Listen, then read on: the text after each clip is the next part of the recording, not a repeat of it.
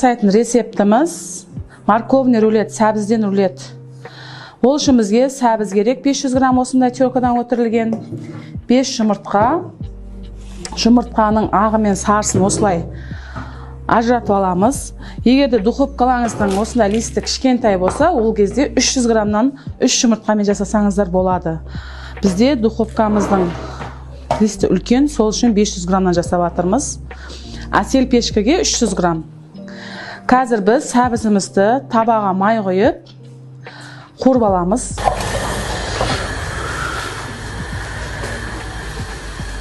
Майы қатты көп болмау керек. Сәбізіміз қуырғанда қатты болмау керек, және де езіліп кетпеу керек.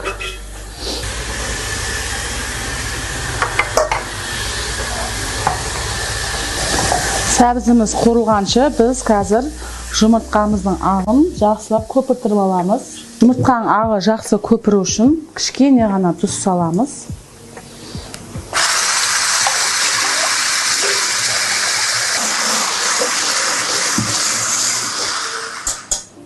Неке осындай болып жұмыртқаның ағы көпіру керек.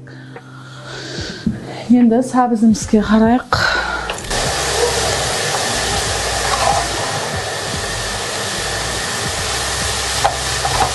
Неке сәбізімізді осылай қуырып, суытып алдық.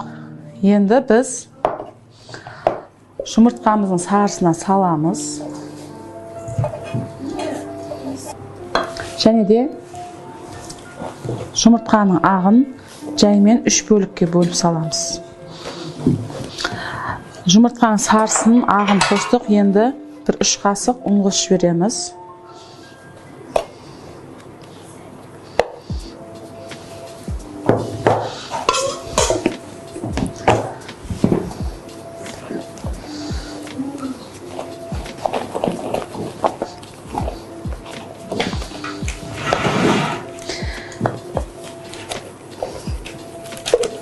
Осылай духовкамызға әдемілеп салып,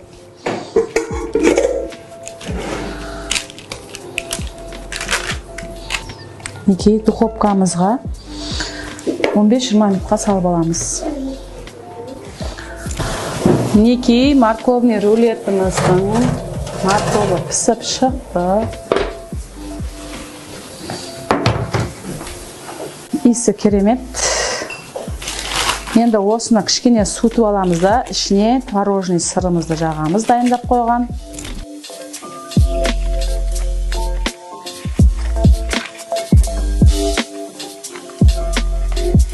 Вау, керемет болып шықты.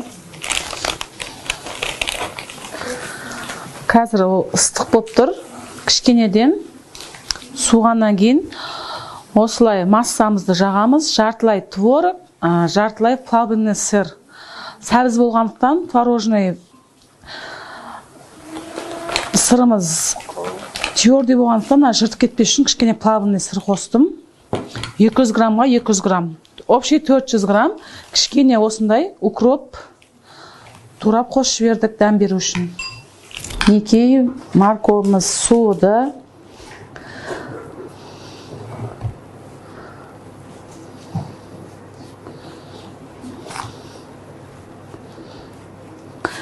Енді рулетімізді әдемілеп орап шығамыз.